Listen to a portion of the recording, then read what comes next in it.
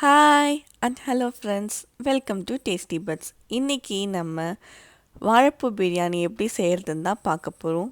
அதுக்கு தேவையான பொருட்கள் என்னென்னு பார்க்கலாம் வாங்க.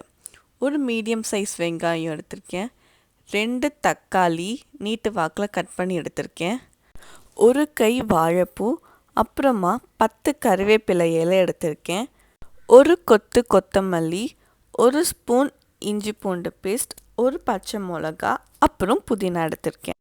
நான் ஒரு கப் பாஸ்மதி ரைஸ் எடுத்திருக்கேன். உங்களுக்கு வேணும்னா நீங்கள் சீரக சம்பா அரிசி கூட எடுத்துக்கலாம். கழுவி 20 நிமிஷம் ஊற வச்சுக்கோங்க. பிரியாணி தாளிப்புக்கு ஒரு பிரிஞ்சி இலை, ஒரு சின்ன துண்டு பட்டை, 2 லவங்கம், ஒரு ஏலக்காய், கடல் பாசி எடுத்திருக்கேன். எப்படி செய்யறதுன்னு பார்க்கலாம்.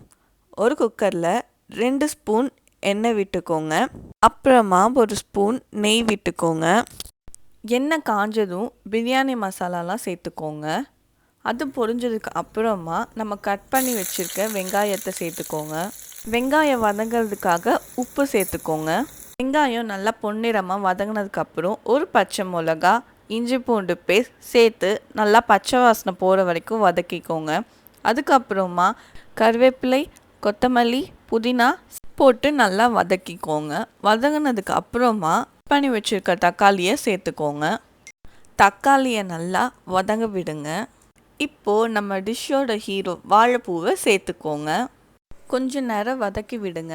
அது வதங்கினதுக்கு அப்புறமா ஒரு ஸ்பூன் மிளகாத்தூள், ஒரு ஸ்பூன் பிரியாணி மசாலா சேர்த்துக்கோங்க. அதுக்கப்புறமா ஒரு ஸ்பூன் தயிர் சேர்த்து நல்லா கொஞ்ச நேரத்துக்கு வதக்கி விடுங்க. அப்புறமா 2 கப் தண்ணி சேர்த்துக்கோங்க. 1 கப் அரிசிக்கு 2 கப் தண்ணி. அது கொஞ்சம் நேரம் கொதிக்க விடுங்க. கொதிச்சதுக்கு அப்புறமா நம்ம ஊற வச்சுருக்க அரிசியை அதில் சேர்த்துக்கோங்க. சைடில் பபுள்ஸ் வர டைமில் குக்கரை மூடி ஒரு 1/4 மணி நேரத்துக்கு சிம்லே வைங்க, வெந்துடும். அவ்வளோதான், நம்மளோட வாழைப்பூ பிரியாணி தயாராகிடுச்சு. இந்த டிஃப்ரெண்ட்டான பிரியாணி ரெசிபி ட்ரை பண்ணி பாருங்கள். எப்படி இருந்துச்சுன்னு கமெண்ட் செக்ஷனில் கமெண்ட் பண்ணுங்கள். இன்னும் நம்ம சேனலை சப்ஸ்கிரைப் பண்ணலைன்னா சப்ஸ்கிரைப் பண்ணிவிடுங்க. அடுத்த ஒரு புது ரெசிபியோடு பார்க்கலாம். பாய்.